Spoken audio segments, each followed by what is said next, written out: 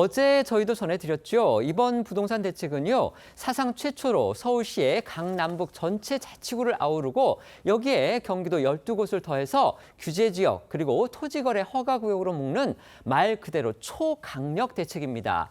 대책 발표 직후부터 부동산 시장 패닉이 빠졌고요. 야당은 물론이고 여당 안에서도 부정적 의견이 나오고 있다는 보도가 잇따르고 있습니다. 그런데 정부가 이런 대책을 내놓는 과정에 이 당정 간에 상당한 진통이 있었다는 또 그런 보도가 나와서 주목이 되고 있습니다. 그렇습니다. 이 중앙일보에 따르면요, 어제 정부의 부동산 대책 발표를 앞두고 이 당정 간 이견이 적지 않았던 것으로 전해집니다. 대통령실은요, 이 강남 3구와 또 용산 중심의 주택시장 과열이 이 한강벨트와 경기까지 확산하는 것을 조기 진화해야 한다는 입장이었지만 여당에서는 내년 서울시장과 또 경기지사 선거를 앞두고 이 수도권 표심이 이반할 것이란 우려가 깊었다는 겁니다. 특히 한 여권 관계자는 이 김용범 정책실장 등 이 문재인 정부의 실패를 지켜본 이 대통령실 정책 라인과 달리 이 민심에 민감할 수밖에 없는 민주당 지도부의 간극이 있었다고 전했습니다. 민주당 정청래 대표, 김병기 원내대표 각각 서울 마포, 을 그리고 동작 갑이 지역구입니다. 일각에서는 민주당의 핵심 지도부 모두가 수도권에 지역구를 두고 있다는 점, 이것도 당정 간 이견에 영향을 미쳤을 거라는 분석이 나오고 있습니다. 어쨌든지 간에 이런 이견 속에서도 대통령실은 결과적으로 초강경 대책을 밀어붙였고 또 관철을 시켰습니다. 그 배경에는 지난 문재인 정부의 부동산 정책 실패의 전철을 밟지 않겠다, 이런 강한 의지가 있었다고 전해집니다. 네, 어제 발표된 이 주택시장 안정화 대책의 핵심은요, 이미 과열된 지역뿐만 아니라 향후 이 풍선 효과가 일어날 수 있는 지역까지 선제적으로 규제해 이 수요 열기를 순식간에 시키는 데 방점이 찍혔습니다. 그러다 보니 이 서울 25개 자치구 전역이 이 사상 처음으로 토지거래 허가제 지역으로 묶였고 거기에 경기도 과천, 광명, 성남 분당 등 이 서울과 인접한 12곳도 규제의 화살을 맞게 됐습니다. 이에 대해 한 여권 고위 관계자는 중앙일보에 이 대통령실 측이 문재인 정부의 대자비가 되는 것을 가장 경계했다, 이렇게 전했습니다. 그러니까 결국 임기 중에 25차례나 대책을 내놓고서도 오히려 부동산 값을 폭등시켰다, 이런 지적을 받고 있는 문재인 정부의 실패를 답습해서는 안 된다는 우려가 이 정권 내에서 커졌다는 겁니다.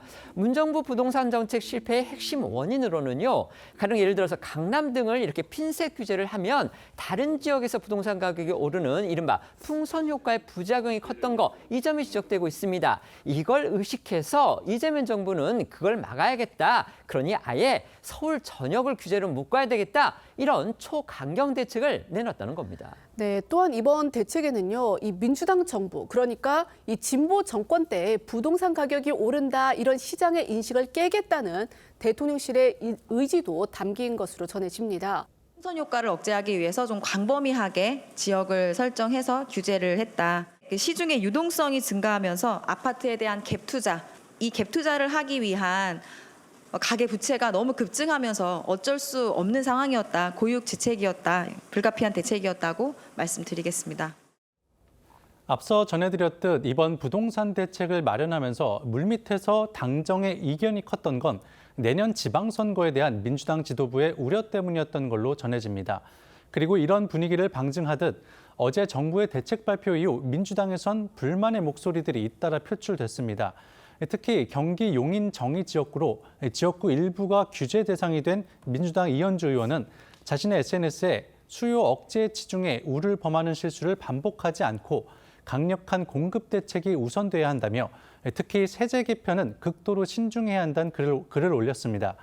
한 지도부 관계자는 중앙일보에 추가 공급 대책을 준비하는 과정에서 급한 불부터 끄겠다며 내놓은 대책 같기는 하다면서도 사실 문재인 정부 때 계속 나왔던 것들인데 그때도 현금 부자들의 투기를 막기 어렵지 않았냐고 반문하기도 했습니다. 지난해 4월 총선에서 민주당은요, 서울의 강남 3구 등을 제외하고는 대부분 서울 수도권에서 이겼습니다. 그만큼 규제 대상을 지역구로 둔 민주당 의원들이 지금 많다는 뜻인데요. 특히 서울시장 그리고 경기지사 선거를 준비하는 의원들의 불만이 또 크다고 합니다. 그렇습니다. 이 서울시장과 경기지사 선거를 준비하는 의원들은 이번 대책이 가져올 파장에 더욱 촉각을 기울이고 있습니다.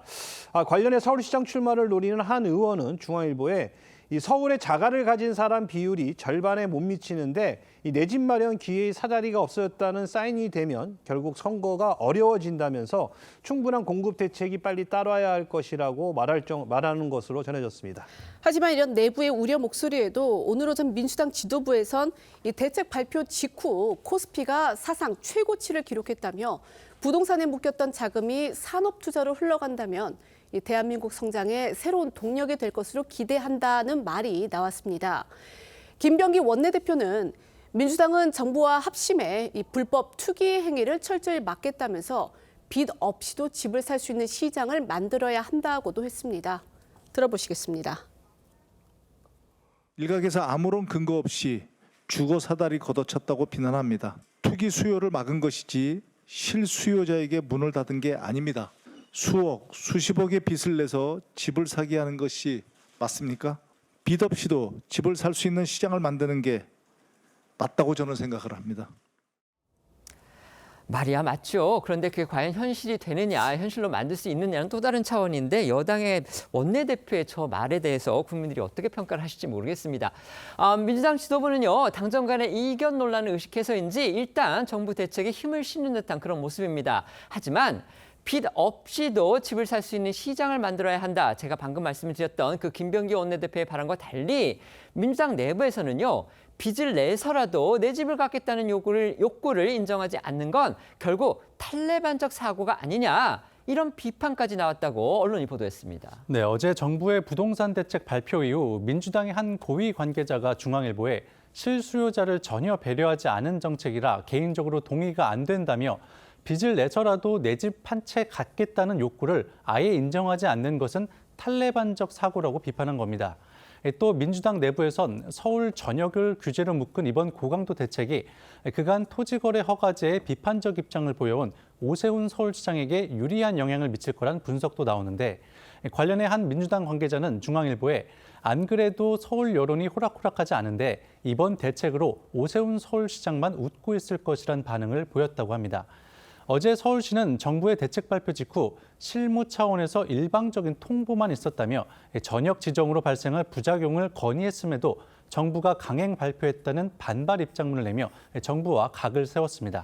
좀 더 설명을 드리자면요. 오세훈 서울시장은 부동산 문제 해결 대책으로서 이 공급을 늘려야 한다. 그래서 뭐 재건축, 재개발 이거 규제를 대폭 완화하는 그런 정책을 지금 추진을 하고 있는데 어제 정부에서 이렇게 규제를 강화하는 쪽으로 대책을 내놓으면서 자신과는 엇박자를 내니까 지금 오세훈 서울시장이 이끌고 있는 서울시에서 저렇게 정부 대책에 대해서 아주 공개적으로 반발하고 비판하는 그런 입장까지 내놓게 됐다 이렇게 볼 수가 있는 겁니다.